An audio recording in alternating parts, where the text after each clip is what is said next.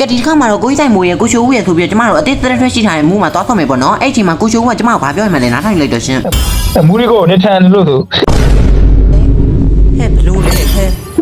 နေထန်လို့ ဟေးနားပြန်ပြီးချိုးအဲ့ရေခဲချောင်းကန်ရှုံးပြီပဲ အမမူမော်ခေါ်ရင်ကြိတ်မာလား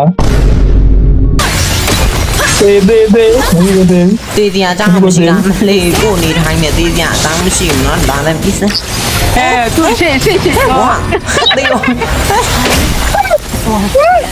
သိရလားသူ့နေတိုင်းနေသိသွားတာ Faded on မူ win. ရီကိုတားမရနော် အော်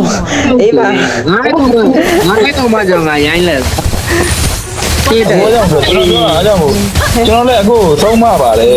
လူမိုက်နေနဲ့မပေါင်းပါနဲ့ တော့ငါဆက်ရှင်းမိုင်းဖြစ်သွား ချော နော် င်းသေးလေ လူမိုက်ကိုလည်းကြောင်းနေပြီလို့ ဘယ်ကောင်းပြီးရလဲ ကြည့်လိုက်လေကြည့်လိုက် ကြည့်လိုက်လေ ကျမရတာကျမရတာကျမရတာ အမေရသည်ခွေး ဟဲ